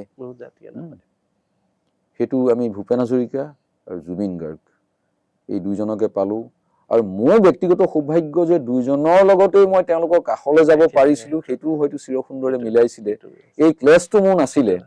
বহুতে কয় যে জুবিনে ভূপেন দাক অপমান কৰে, কিবা কৰে। নহয়, সি জুবিনৰ, আমি ভূপেন দাৰ মাত নকল কৰিব খোজো বা আৰু তেনেকুৱা গায়ক আছে, জুবিনে জুবিনৰ মাতৰে গাব। এতিয়া ৰুদালিত দিল হুম হুম কৰে ভূপেন দাৰ মাতৰে গাইছে মেইল ভাৰ্চনটো। কিন্তু লতাজীক আৰু ভূপেন দাৰ মাত উলিয়াবলৈতো নিদিওঁ, লতাজীয়ে লতাজীৰ ষ্টাইলত গাব। ফিল্মি হলেই হ'ল, চিনেমাত যেতিয়া ব্যৱহাৰ কৰিব। শেষৰ অনুষ্ঠানটো আপোনাৰ এই কথাখিনিতে মোৰ মনত পৰিছে, সেইদিনাখন মই মুম্বাইত আছিলো, জুবিনদাৰ শেষৰ আনুষ্ঠানিক অনুষ্ঠান। তুমি আছিলা? মই সেইদিনাখন আছিলো, মই টেলিভিছনত দেখিছো। মই সেইদিনাখন আছিলো। আৰু সেইদিনাখন প্ৰতিধ্বনি গাওঁতে তাৰপিছত দুই এজনেও বিতৰ্ক উলিয়াইছে যে উলিয়াবলৈ চেষ্টা কৰিছিল যে প্ৰতিধ্বনি গানটো বা এইটো গানটো এনেকে গোৱা নাছিলে, বা এইটো সুৰত কিয় গাই দিলে, আৰু সেইটো জন্মৰ দিনটোতে বা সেইটো এনেকুৱা ধৰণৰ কেনেকে কৰিলে, বাকীবোৰ আৰ্টিষ্টেতো এনেকুৱা কৰা নাই, ডিটো কৰিব বিচাৰিছে, কিন্তু জুবিন গাৰ্গে নিজৰ সুৰত বা নিজৰ ধৰণত লৈ লৈছে। জুবিনে ভূপেন দাৰ গান নাগায় সাধাৰণতে, যিকেইটা গান ভাল পাইছে সি নিজৰ ধৰণে গাইছে। এইটো সকলোৰে এটা নিজস্ব জুবিনটো সি ভূপেন হাজৰিকা হবলৈ চেষ্টা নাই কৰা বা নহয়। খাব বিচাৰিছো আপোনাক, যিহেতুকে আপুনি ক'লে ন এইটো দশকৰ মানে এইখিনি সময়ৰ ভিতৰত দুজনকে কিংবদন্তি, ভূপেন হাজৰিকা আৰু জুবিন গাৰ্গ, আৰু দুইজনকে আপুনি পাইছে, আৰু দুইজনে গোৱা গান এটা আপুনি অলপ গুণগুণাই দিব লাগিব। এইটো মানে শব্দৰ অনুৰোধ, কিবা এটা গান হ'ব পাৰে যিটো গান ডক্টৰ ভূপেন হাজৰিকাৰ হওক আৰু ডক্টৰ জুবিন গাৰ্গৰ কণ্ঠত আছিলে। জুবিনে আনে সাধাৰণ মানুহে ঢুকি নোপোৱাকে যিমানেই জুবিনক সমালোচনা নকৰক কিয়, সেই অন্তৰৰ পৰা ভূপেন দাক সি শ্ৰদ্ধা কৰিছিলে, ভাল পাইছিলে। আৰু মই ভূপেন দা বুলি মাতো, কিন্তু একো বৈবাহিক সম্পৰ্ক নোহোৱাকে জুবিনে মামা বুলি মাতে। মামাটো কিমান আপোন শব্দ। এখন ফটো দেখো ভূপেন দাক এনেকে পিছফালৰ পৰা ধৰি আছে, ঘৰৰ মোমায়েকক ধৰা নিচিনাকে। সেইটো আমি তেনেকে ভূপেন দাক হয়তো ধৰিব নোৱাৰিম, সেইটো হবলৈ জুবিন হ'ব লাগিব। আমি জুবিন নহয়। মই ভূপেন দাৰ কাষত বহি হয়তো উঠিছো, জুবিন যেনেকে উঠিছে যেন নিজৰ ককাক বা মোমায়েক এটাৰ লগত ফটোখন উঠিছে, সেইটোৱেই জুবিন। আৰু গানৰ ক্ষেত্ৰত সি শেষৰ অনুষ্ঠান হিচাপে তোমালোকৰ সেই অনুষ্ঠানটো যিটো মেনশ্যন কৰিছে, তাত সেই ভূপেন দাই সুৰ দি গোৱা নৱকান্ত বৰুৱাৰ গানটো গাইছিলে। সেইটোকে মই অকণমান গাওঁ। মই ভূপেন দাৰ গানটো আগতেই শুনিছিলো। আৰু নৱকান্ত বৰুৱা সকল প্ৰফেচনেল গীতৰ যিটো ফৰ্মত লিখে, ৰেডিঅ'ৰ কাৰণে স্থায়ী প্ৰথম অন্তৰা দ্বিতীয় অন্তৰা, সেইটোৱে ৰেডিঅ'ৰ ফৰ্ম। আৰু 4 মিনিট বা 4.5 মিনিটত গানটো শেষ হ'ব লাগে, সেইবিলাক ব্ৰেক কৰিছিলে ভূপেন দাই। নৱকান্ত বৰুৱাৰ কবি নৱকান্ত বৰুৱা বহুত ওপৰৰ গান কম লিখিছে তেওঁ, কিন্তু যিকেইটা লিখিছে খুব মিনিংফুল গান লিখিছে। আৰু এইটো অকণমান দাৰ্শনিক তত্ত্বচত্ৰৰ কথা আছে যেন লাগে, কাৰণ ইয়াত এপাহ ফুলিল এপাহ সৰিল শব্দটো আছে। আৰু তেওঁ দুজনী ছোৱালী, এজনী ছোৱালী হেৰুৱাইছে। গতিকে মই খুব শেষৰ ফালে পালো তেওঁক, নৱকান্ত বৰুৱাক। মই 99 চনত ডিচেম্বৰত লাষ্ট ইণ্টাৰভিউটো মই কৰিছো, খুব দীঘল ইণ্টাৰভিউ এটা, সৌভাগ্য আছিলে। সেই গানটো সৰুৰ পৰা শুনিছো ৰেডিঅ'ত, এটা মায়াময় পৰিৱেশ এটা যেন লাগে। মায়াবী শুনি যেনেকুৱা এটা ফিল, তেনেকুৱা এটা এক্সট্ৰা অৰ্ডিনেৰী ফিলিংছ এটাই তোমাক ডুবাই ৰাখিব, বিশেষকৈ যদি ৰাতি শুনা যায়। ভূপেন দাৰ ধৰণে সুৰটো লৈছে, লৈ জুবিনীয়া ষ্টাইলত সি গাইছে, সেইটো তাৰ ষ্টাইল নিজৰ। আজি তুমি যেতিয়া কুমাৰ চানুৰ কাৰণে গান এটা কৰিবা, তুমি কুমাৰ চানুৰ ফ্লেভাৰটো বিচাৰিয়েইতো কৰিছা। গতিকে ভূপেন দাই যদি আজি জীয়াই থাকিলে হয়, জুবিনৰ লগত যদি এটা হেৰি হলহেঁতেন যে মই এটা গান লিখিছো তোৰ সুৰেৰে গাম, তেতিয়া জুবিনে ভূপেনীয়া সুৰ নকৰে, জুবিনৰ ষ্টাইলত সুৰ এটা কৰি ভূপেনে কল্পনা কৰাচোন তেনেকুৱা গান এটা যে ভূপেন দাই লিখিছে, জুবিনৰ গান লিখিছে, আৰু জুবিনে সুৰ দি পেলাই গাইছে, কিমান এটা বেলেগ বস্তু পালো হয়। সেই এটা গানেই মই অকমান গাওঁ, যিটো ময়ো ভাল পাওঁ, জুবিনেও ভাল পালে। নিয়ৰৰে ফুল এপাহ ফুলি এপাহ সৰিল কেনি জেনি যায় বলাকায় জেনি যায় বলাকায় মেঘ কাগজতে নেদেখা ৰেখা টানি নিয়ৰৰে ফুল এপাহ ফুলি এপাহ সৰিল কেনি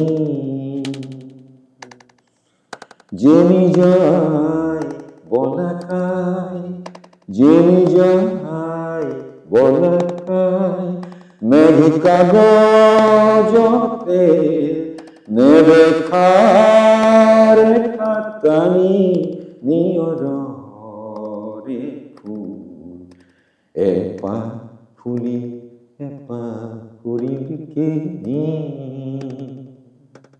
তাৰপিছত গাইছে আইনুজনীৰ চকুৰ মণিত দিনৰ পাহাৰ নাচিছি সেই পাহাৰে ৰাতিৰ মায়াত জোনাক হৈ পৰিছি শব্দময়ী পুৰীৰ ৰাণী শব্দময়ী পুৰীৰ ৰাণী উৰি আহিছি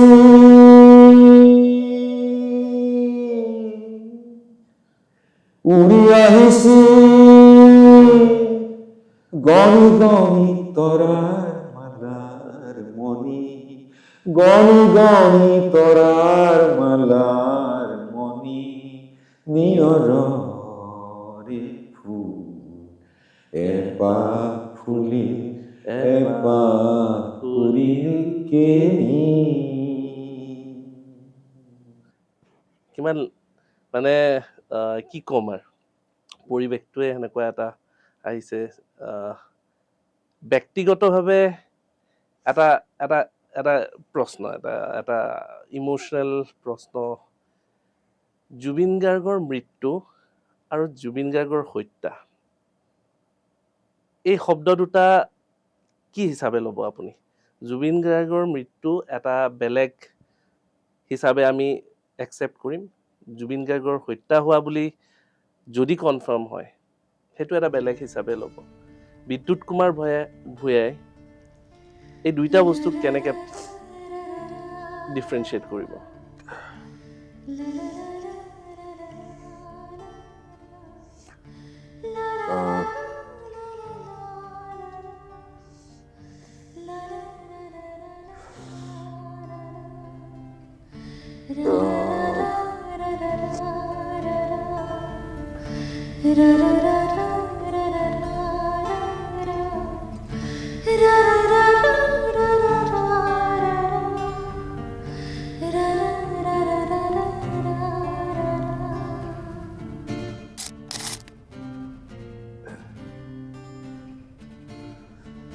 মই এতিয়াও যিকোনো সময়ত ই যে নাই সেই কথাটো পাহৰি যাওঁ আৰু যেতিয়া মই ক'ব পৰা আহোঁ আহি ঘৰত যেতিয়া সোমাওঁ আমি ছ'চাইটিত থাকোঁ তাতে সেই ঢুকুৱাৰ দিনা আমাৰ ছ'চাইটিৰ মানুহখিনিয়ে মোক কোনো নাজানে মোৰ জুবিনৰ লগত যে অকণমান সান্নিধ্য আছিলে সোমাই আহোঁতে দেখোঁ তাৰ ক'ৰবাত বনাই আনিছে হয়তো তাৎক্ষণিকভাৱে তাৰ ফটোখন এই হেডটো পিন্ধি থকা আৰু তাতে ধূপ চাকি এইবিলাক জ্বলাই থোৱা থাকে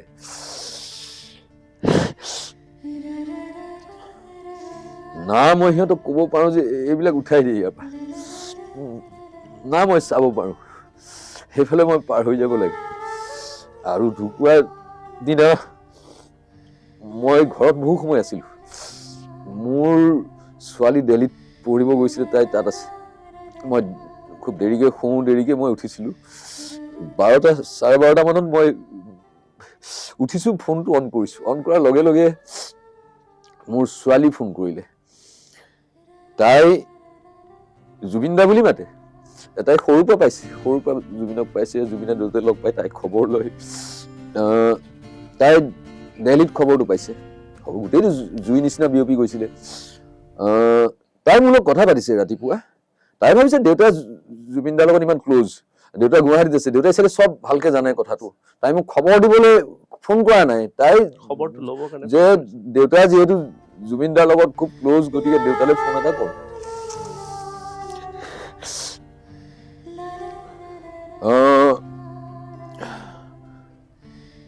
মই তাইৰ লগত যেতিয়া কথা পাতি আছো, তাই কোনো জুবিনৰ কথা তাই উলিওৱা নাই। তাই অদৰকাৰী কথা পাতি আছিল মোৰ লগত। যিটো ফোন কৰিলে এটা দৰকাৰ থাকেতো, তেনেকুৱা কোনো মিনিংফুল কথা তাই কোৱা নাই। তাই দেউতা তই কিবা অদৰকাৰী কথা কৈ থকা যেন লাগিছে, আৰু অদৰকাৰী কথাখিনিত তাই কান্দিলে মাজত ধৰি। তুমি কিয় কান্দিছা? তেতিয়া তাই জুবিনদাৰ এনেকে বুলি কৈ তাই কান্দিলে আৰু বেছিকে। আৰু মই তাইৰ লগত আৰু কথা নাপাতিলো, মই লগে লগে ফোনটো অফ কৰিলো, তাই কাটি দিলো। আৰু অলৰেডি মোলৈ অসমৰ গোটেইবোৰ বাতৰি কাগজ, লিডিং পেপাৰবিলাক, চিনাকি নাম্বাৰবিলাক পাইছোতো সাংবাদিকবিলাকৰ, আৰু চেনেল চবৰ পৰা অলৰেডি ফোন অহা আৰম্ভ হৈছে। মই গম পোৱা বহু আগতেই ঘটনাটো ৰাষ্ট্ৰ হৈ গৈছে অসমত। গতিকে মই কাৰো ফোন ধৰিব পৰা মানসিক অৱস্থাত নাই। তাৰপিছত যেতিয়া ফেচবুক খুলিছো আৰু গোটেই আহি গৈছে, আৰু আহি যোৱাৰ পিছত মই না কিবা লিখিব পাৰো। তাৰপিছত মোক ফেচবুকত কিছুমানে মোলৈ পোষ্ট শ্বেয়াৰ কৰিছে যে বিদ্যুৎ ভূঞাই খুব ক্ল'জলি পাইছিলে, মানুহটোৰ ৰহস্য কি, মানুহটোৱে একো এষাৰ মাত মতা নাই জুবিনৰ বিষয়ে। মই যদি জুবিন গাৰ্গৰ লগত আন্তৰিক গেপ এটা থাকিল হয়, তেতিয়াহ'লে মই হয়তো লগে লগে লিখিলো হয়, ফটো চটো দি পেলাই, জুবিন মোৰ ক্ল'জ আছিলে, এয়া ফটো। মোৰ ভাই এটা হেৰুৱালোতো মই। সেইখিনি হজম কৰোঁতেতো সময় লাগিব। মোৰ সঁচাকে ভাই এটা যেতিয়া ঢুকাব, মই তেতিয়া ফেচবুকত পোষ্ট দিম নেকি? মই খুচৰিবলৈ লাগিছো তথ্য পাতিবিলাক, আৰু কাৰো ফোন ধৰা নাই। মই জানো মোক কৈছে আপুনি কিবা এটা পটককে দিয়ক, অকণমান ছুটিকে হ'লেও দিয়ক, কামুৰিছে কোনোবাই, কাইলৈ ফ্ৰণ্ট পেজত দিম। ফ্ৰণ্ট পেজ নালাগে, আৰু ক'ৰবাৰ ওপৰত দে। মই একো কৰিব নোৱাৰো, মই ভাবিবই নোৱাৰো এইখিনি সময়ত একো। মোক সেইটো গ্লেমাৰ নালাগে। জুবিন মৰিব পিছদিনাই ওলাব খবৰটো কাগজত, মোৰ বিদ্যুৎ ভূঞাই লিখিছো, তাক কিমান ওচৰৰ পৰা হৈছে, নালাগে মোক একো। মোক সময় লাগিব। এতিয়া বজাৰত চাবা জুবিনৰ কিতাপ ভৰি গৈছে। মোৰ আগতে লিখা প্ৰবন্ধ কোনোবাই ৰিপ্ৰিণ্ট কৰিছে, ফোন এটা কৰিছে, বোলো অ'কে ঠিক আছে, কৰা যি কৰা। কিন্তু মই লিখি দিয়া মানসিক প্ৰস্তুতি নাই। আপুনি কিতাপ এখন কৰক, জুবিনৰ জীৱনী এখন লিখক, আপোনাতকে ভাল লিখা কোনো নাই, আপোনাক 10,000 টকা দিম, 20,000 টকা দিম, চলি আছে। মই অভাৱত থকা মানুহ এটা। মই নোৱাৰো। মই যেতিয়া প্ৰস্তুতি হ'ম, তেতিয়া বিক্ৰী নহওক লাগিলে, জুবিনৰ বিষয়ে ডেফিনেটলি মই কিতাপ এখন লিখিম, কিন্তু এইটো পিৰিয়ডত মই নোৱাৰো, নাই। আৰু কিছুমান ঠাইত ভূপেন হাজৰিকা শতবৰ্ষৰ কাৰণে মোক মাতিছিলে যে আপুনি আহক, সেইবিলাকৰ পৰা আকৌ ফোন কৰিছে মোলৈ যে দাদা আপুনি অকল ভূপেন হাজৰিকা নহয়, জুবিন দাৰ বিষয়েও ক'ব লাগিব, আপুনি জুবিন দাক ওচৰৰ পৰা পাইছে। আৰু চব মঞ্চত এতিয়া মই য'ত গৈছো, এইটো ভূপেন দাৰ কথা কৈছো, মই বহুত কৈছো। যিটো সময়ৰ পৰা মই জুবিনৰ কথা ক'ব লগা হয়, মোৰ ক'বলৈ খুব অসুবিধা পাওঁ, গম পাইছেনে? খুব সুন্দৰ কথা তোমাৰ লগত পাতিলো, মোৰ চকু পানী ওলোৱা নাছিলে। মই এইফালে চোৱা নাই, এই হেৰিবিলাক দেখিলে মই বৰ ভাল নাপাওঁ। সাগৰতলিত শুবৰে মন, ৰৈ বিনালে, এইবিলাক মই মানে বিশ্বাস কৰা, মই হজম কৰিব নোৱাৰো।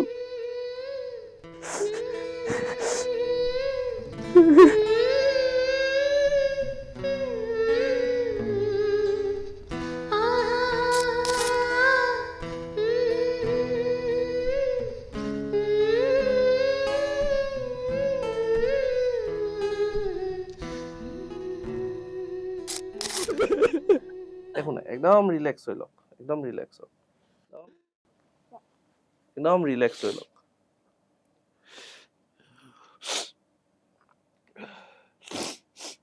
প্ৰত্যেকৰে তাতে মই নকন্দাকে মই চলাব খুজি আছিলো বস্তুটো, গম পাইছানে? মই কান্দিব খোজা নাছিলো, মই এইফালে চোৱা নাই। মই সেইকাৰণে সাগৰতলি শুবৰে মন এইবিলাক লিখি পেলাই সি গুচি গৈছে। চব জানিছ যদি নকলি কেলে কেতিয়াবা এদিন যে মই এনেকুৱা অলপ মেণ্টেল চাপ এটাত আছো, কিবা কৰিব পাৰিবি নেকি তই? মইতো তোৰ মুখত থিয় হৈ আছিলো তো সেইদিনা প্ৰেছ ক্লাবত, হেৰিয়াত হোটেল লণ্ডনত। তই মোক কিয় নকলি তই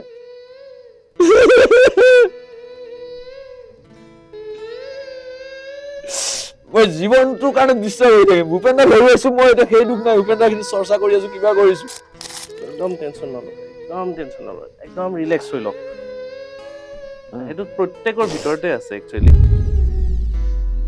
আমিও আজিলৈকে মানে হেৰি কৰিব পাৰোঁ মই কিমানটা নিজৰ শ্ব' কেঞ্চেল কৰিছোঁ গোটেই টুৰ কেঞ্চেল কৰিছোঁ তো সেইটো প্ৰত্যেকৰ ভিতৰতে আছে কিন্তু সেইটো বহিঃপ্ৰকাশ কেতিয়াবা ঘটা নাই কাৰোবাৰ ঘটিছে কাৰোবাই খুলি কান্দিব পাৰিছে কোনোবাই কান্দিব পৰা নাই আৰু নৃশংসটো শেষৰ যিখন ভিজুৱেল দেখিছো সি উশাহ ল'ব খুজিছে ওপৰলৈ উঠি ধৰিব খুজিছে ইয়াত হাতেৰে আৰু তাক কোনো সহায় কৰা নাই মোৰ যাবলৈ মন নাই মোৰ চিনেমাখনৰ কাম আছে আৰু সি তাত মৰিবলৈ কেতিয়াও নাযায় চিনেমাৰ ডাবিং বাদ দি পেলাই এই অতি কামোৰাৰ কাৰণে সি ভাবিছে হ'ব যা গৈ আহোঁ আহি পেলাই চিনেমা কাম কৰিম এই সপোনৰ চিনেমাখন সি ৰিলিজৰ দিনা ইয়াত থকা মানুহ সি এনেকে নমৰে গৈ কেতিয়াও শেষ ভাগলৈ আহিছোঁ খুব আৱেগিক মুহূৰ্ত বুলি ক'ব লাগিব কাৰণ এই যিখিনি কথা আমি পাতিছোঁ এইখিনি একেবাৰে নাপাতিবলগীয়া কথা এইখিনি সময় নহয় যি সময়ত আমি ভাবিছিলোঁ যে আমি চেলিব্ৰেট কৰিম জয় জুবিন দা এই অনুষ্ঠানটো আমি পৰিকল্পনা বহুৰ আগৰ এইটো এটা মিউজিকেল শ্ব' হিচাপে আমি পৰিকল্পনা কৰি আছিলোঁ কিন্তু শেহতীয়াভাৱে একেই শ্ব'টো খালি ইয়াৰ পটভূমি সকলোবোৰ সম্পূৰ্ণ বেলেগ হ'বলগীয়া হ'ল স্মৃতিত কৰিবলগীয়া হ'ল যিটো মানে কেতিয়াও ভবা নাই আৰু আপোনাক যেনেকৈ কৈছিলে যে বিক্ৰমক চাবি মোক জুবিন দাই যেতিয়া কৈছে যে তোক বিদ্যুতে ফোন কৰিলে নে একদম আৰামত থাকিবি তেওঁ চাই দিব তোক কথাটো মানে সেই যিবোৰ আৱেগ মানে সেই যিবোৰ স্মৃতি মানে ভাবিলে হয়তো বহুতৰ হয় চাগে যোনে যোনে একদম ওচৰৰ পৰা পাইছে ৰাতি কেতিয়াবা পটককে শ্বক এটা আহি যায় যে নাইচোন সেই ফিলটো বেলেগ ধৰণৰ সেইটো এক্সপ্ৰেছ কৰিব নোৱাৰি শব্দৰে বুজাব নোৱাৰি আৰু কেতিয়াবা সেইটো সৰু সৰু ব্লাষ্ট হৈ উৎকীৰণ হৈ সেইটো সেনেকুৱা ধৰণৰ হয় আৰু সেইটো প্ৰত্যেকজনৰে হৈছে অকল মানে 2-4জন বা সাধাৰণতে কয় যে ছোৱালীবোৰে খুব আৱেগিক কান্দি পেলাই পটককে কয় তেওঁলোকৰ কাৰণে সহজ হৈছে যে তেওঁলোকে কৰিছে কিন্তু জুবিন দাৰ কাৰণে ছোৱালী ল'ৰা উভয় পক্ষই সৰু ডাঙৰ বয়সত সৰু হওক ডাঙৰ হওক যিয়ে হওক সকলোৱে কিবা নহয় কিবা প্ৰকাৰে কান্দিছে কিবা নহয় কিবা ধৰণে কান্দিছে কোনোবাই দেখাকে কান্দিছে কোনোবাই অকলে কান্দিছে কোনোবাই বাথৰুমত কান্দিছে প্ৰত্যেকখন হিয়াই কান্দিছে শেষত আপোনাক আমি ধন্যবাদ জ্ঞাপন কৰিব বিচাৰিছোঁ বহু নজনা কথা আপোনাৰ মাধ্যমেৰে আমি জানিলোঁ বহু ওচৰৰ পৰা চাবলৈ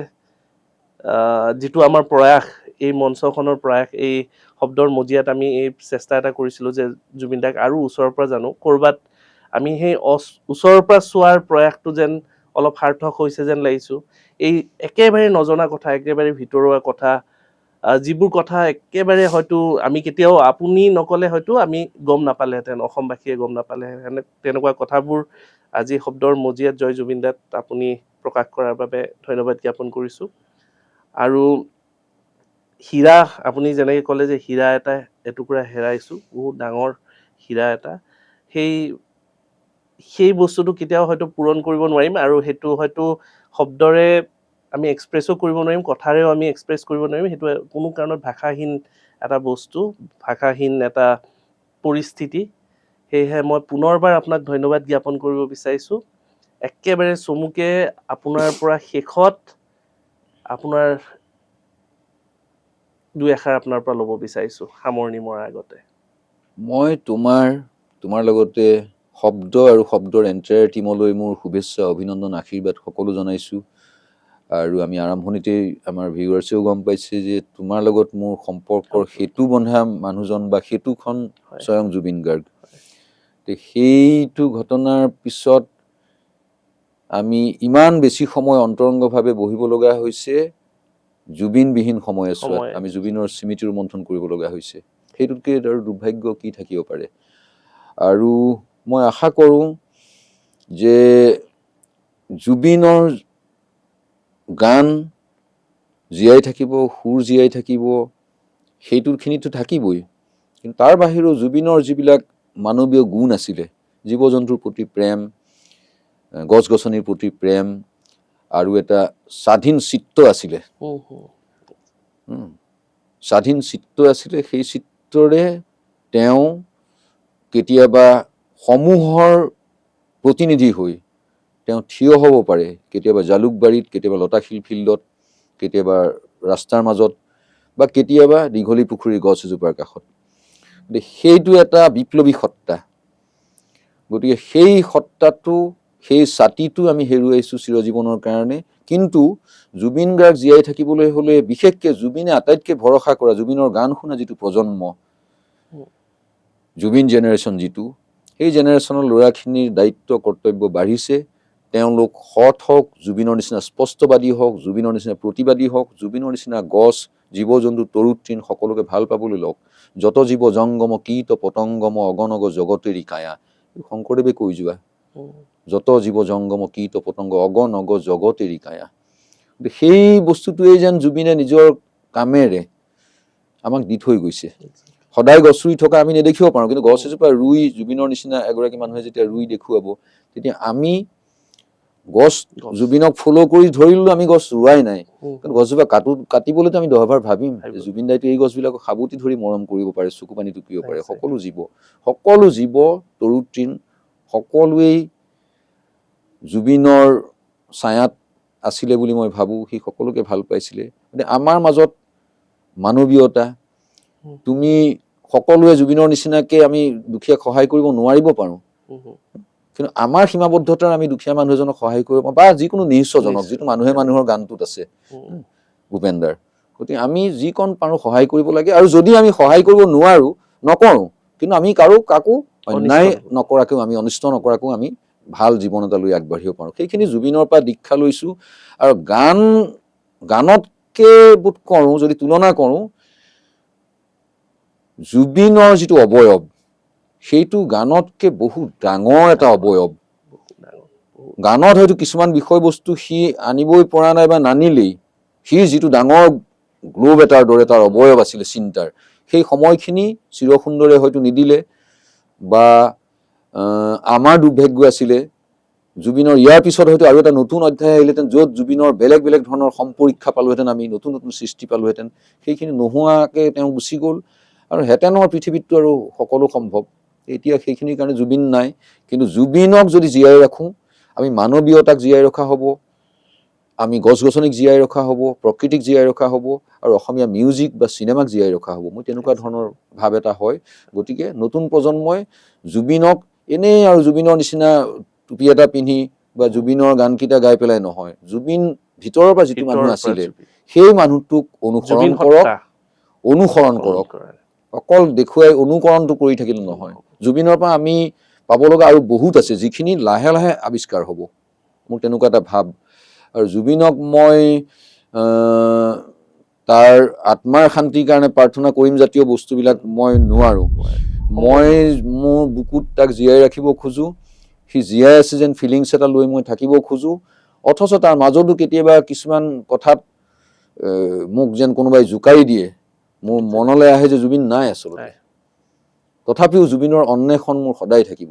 ক'ৰবাত জুবিনীয়া যদি ল'ৰা এটা দেখোঁ, মই তাকে হয়তো জুবিন বুলি হয়তো সাবুতি ধৰিম।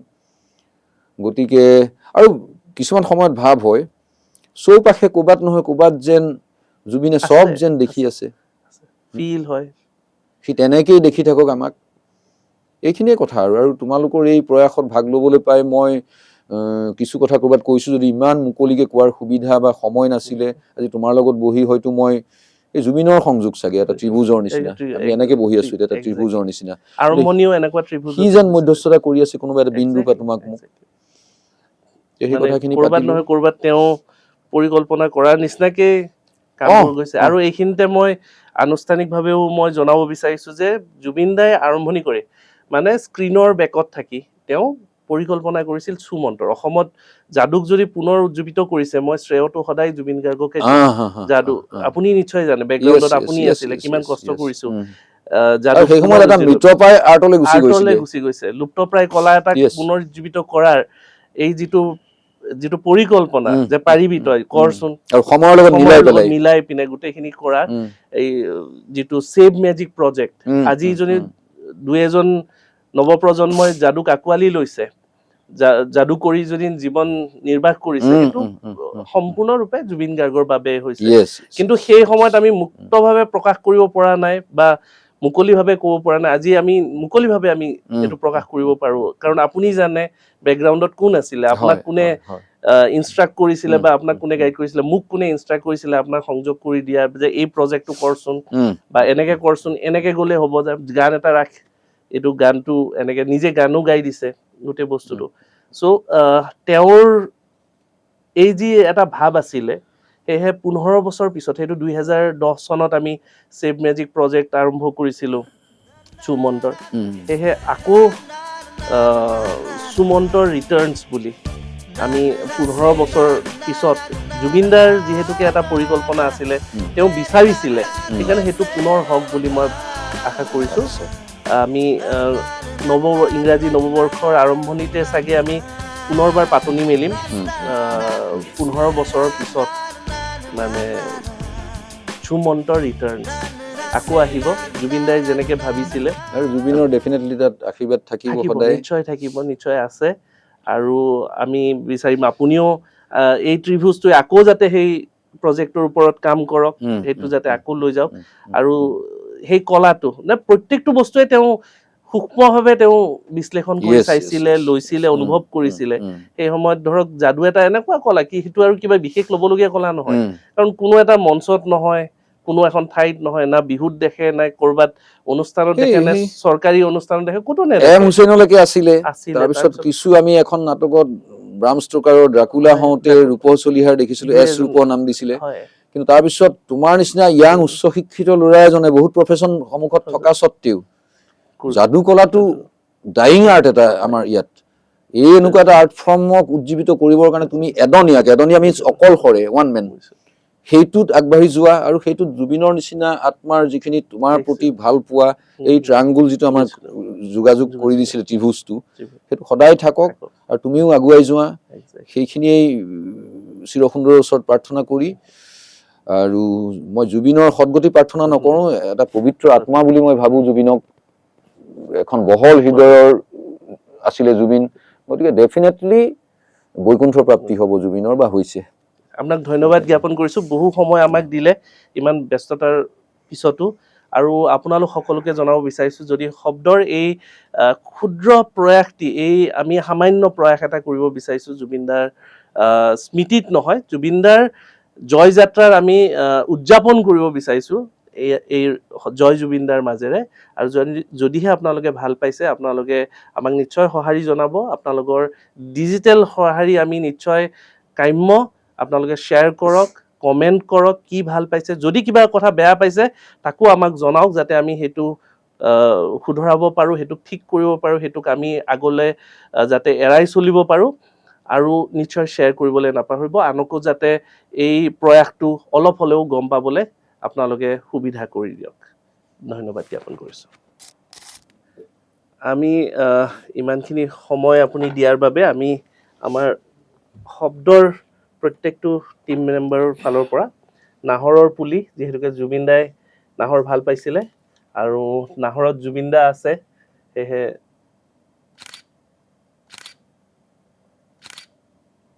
আমি নাহৰৰ পুলি এটি আপোনাক আগবঢ়াইছোঁ আশা কৰোঁ নাহৰটি একদম যতনেৰে থাকি ভাল হ'ব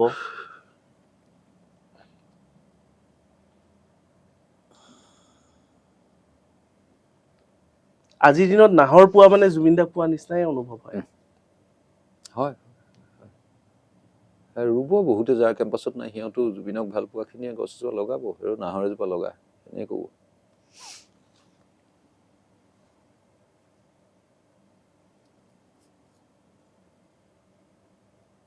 আৰু এই ভিচিডিখনত তেওঁ যিবিলাক খেল দেখুৱাইছে সেইবিলাকত কোনো কেমেৰা ট্ৰিক নাই এই জেনুইনলি যাদুবিদ্যা মেজিক পিয়'ৰ মেজিক মই জুবিন গাৰ্গে অসমবাসীলৈ আহ্বান জনাইছোঁ যে আমাৰ পুৰণি যিটো যাদুবিদ্যা অসমৰ বিখ্যাত যাদুবিদ্যা সেইটোক জীয়াই ৰখাৰ কাৰণে তেওঁলোকে যাতে চিন্তা চৰ্চা কৰে আৰু আগবাঢ়ি আহে সকলোৱে একগোট হৈ লেটছ চেভ মেজিক।